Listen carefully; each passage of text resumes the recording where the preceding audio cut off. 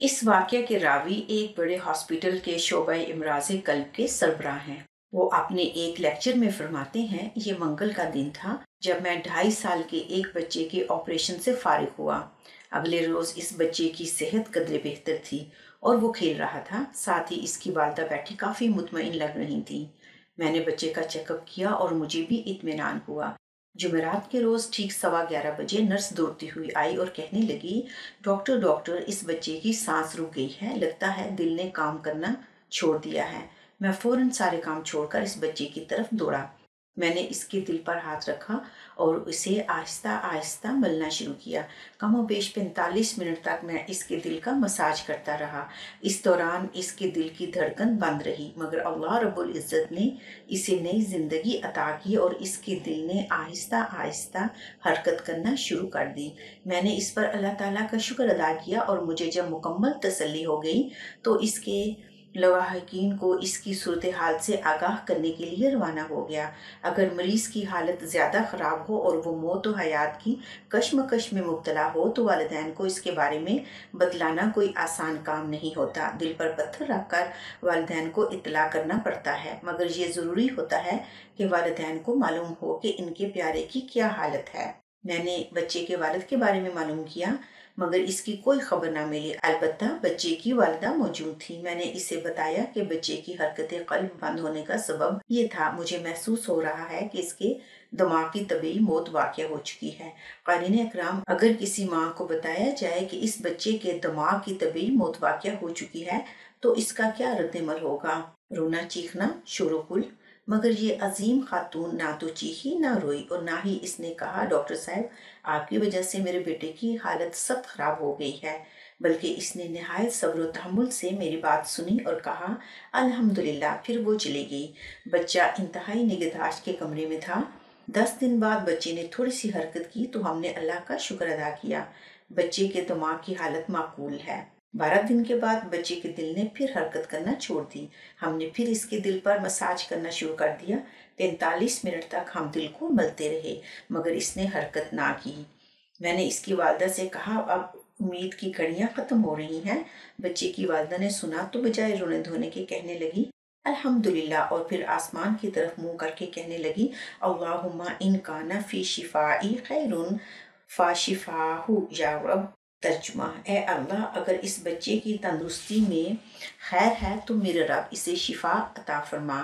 یکا یک اللہ کی قدرت کا نظارہ دیکھا کہ اس بچے کے دل نے ایک بار پھر حرکت شروع کر دی۔ ایک دفعہ پھر خوشی کی لہر دوڑ گئی۔ ہم نے اللہ کا شکر ادا کیا۔ جہاں تک اولاد کے معاملے میں ماں کی خوشی کا تعلق ہے، اس کا اندازہ آپ بخوبی کر سکتے ہیں۔ وقت گزرتا چلا گیا، بچے پر کئی طرح کی کیفیات آتی رہیں۔ اس کی حالت بہتر ہو جاتی اور کبھی کافی خراب ہونے لگتی، مگر اس کی والدہ نہایت مطمئن نظر آتی۔ اس کا اکثر وقت دعا میں گزرتا۔ 3.5 ماہ گزر گئے اور بچہ مسلسل انتہائی نگہداشت کے کمرہ میں ہی رہا۔ اس کے سر میں ورم ہو گیا۔ ڈاکٹروں کی ٹیم مسلسل علاج کرتی رہی، مگر دن بدن بچے کی حالت خراب ہوتی چلی گئی۔ ڈاکٹروں کی رائے کے مطابق بچے کا بچنا محال تھا۔ چونکہ میں ICU کا نگران تھا، لہٰذا میں نے بچے کی والدہ کو ذہنی طور پر تیار کرنا شروع کیا اور اسے بتایا کہ اب تمہارے بیٹے کا زندہ رہنا بہت مشکل ہے۔ اگر اس کو دل کا دورہ نہیں بھی پڑتا تب بھی اس کے سر میں ورم ہو چکا ہے، جس سے اس کی جان کو خطرہ ہے۔ اس خاتون نے پھر الحمدللہ کہا اور چلی گئی۔ میں نے دیکھا کہ اس خاتون کا اللہ رب العزت کے ساتھ بڑا گہرا تعلق ہے۔ اس کے یہ الفاظ کہ اے اللہ، اس بچے کی تندرستی میں خیر ہے تو میرے رب اسے شفا عطا فرما، اس کے ایمان باللہ کو ظاہر کرنے کے لیے کافی تھے۔ محترم قارئین، اس بچے کے مرض کی کہانی خاصی لمبی ہے، مگر ساری بات کا خلاصہ یہ ہے کہ طبی نقطہ نظر سے اس بچے کی موت 1 سے زیادہ مرتبہ واقع ہو چکی تھی، لیکن جسے اللہ رکھے اسے کون چکھے۔ میں نے محسوس کیا کہ اس بچے کی والدہ نہایت صابرہ اور شاکرہ خاتون ہے۔ ایک دن ایسا ہوا کہ بچے کے گردوں نے کام کرنا بند کر دیا۔ اب ہمارا یہی تجزیہ تھا کہ اس بار تو یہ نہیں بچے گا۔ میں نے پھر ہمت کر کے اس کی والدہ کو بتایا۔ اس نے ہمیشہ کی طرح الحمدللہ کہا اور چلی گئی۔ یہ بچہ 4 ماہ تک موت و حیات کی کشمکش میں مبتلا رہا کہ اچانک ایک دن بچے کو عجیب و غریب مرض لاحق ہو گیا۔ میں نے اپنی پوری زندگی میں ایسا خطرناک مرض نہیں دیکھا۔ ہم ڈاکٹر لوگ بہت پریشان تھے، اس کے سینے پر سوجن ہو گئی تھی، ہم نے سارے جتن کر ڈالے مگر بچے کی حالت بتدریج خراب ہوتی چلی گئی۔ میں نے اس کی والدہ سے کہا اب تمہارے بیٹے کے زندہ رہنے کی کوئی صورت نظر نہیں آتی۔ اس کی والدہ نے حسب سابق الحمدللہ کہا اور کہنے لگی اے میرے رب، اگر اس بچے کے زندہ رہنے میں خیر ہے تو اسے زندگی عطا فرما۔ 6 ماہ سے زیادہ عرصہ گزر چکا تھا، اب بچے نے بولنا، سننا اور دیکھنا بھی بند کر دیا۔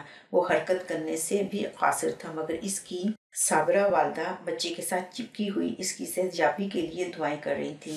کیا آپ سوچ سکتے ہیں کہ اس کے بعد کیا ہوا؟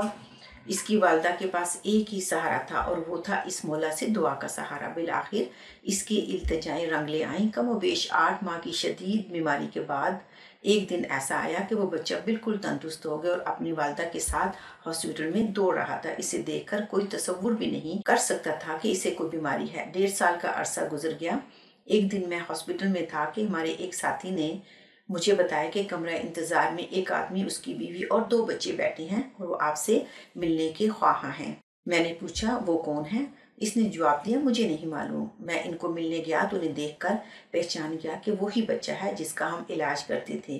میں نے دیکھا کہ یہ بچہ بالکل تندرست اور توانا ہے، لگتا ہے اس کو کوئی بیماری نہیں ہوئی۔ وہ اپنے والدین کے پاس کھیل رہا ہے۔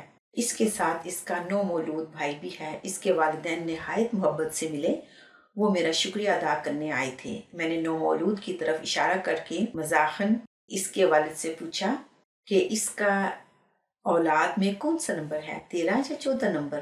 میں خود ہی گنتا چلا گیا۔ میں نے باپ کی طرف دیکھا، اس نے میری طرف گہری نظروں سے دیکھا اور کہنے لگا ڈاکٹر صاحب یہ میرا دوسرا بیٹا ہے اور یہ بڑا بیٹا وہی ہے جس کا آپ علاج کرتے رہے۔ وہ میری شادی کے 17 سال کے انتظار کے بعد پیدا ہوا تھا۔ میں اسے علیحدہ کمرے میں لے گیا اور کہا کہ دوست، میں نے اپنی تمام زندگی میں تمہاری بیوی سے زیادہ صابرہ اور شاکرہ عورت کوئی نہیں دیکھی۔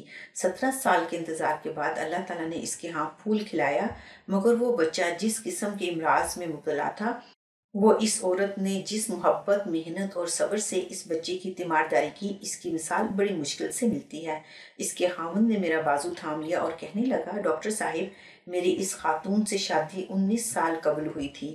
اس خاتون نے شرعی عذر کے بغیر کبھی نماز تہجد ترک نہیں کی۔ میں نے کبھی اسے جھوٹ بولتے، مذاق کرتے یا کسی کو برا بلا کہتے نہیں سنا۔ میں جب بھی گھر جاتا یہ ہمیشہ نہایت خوش دلی سے میرا استقبال کرتی۔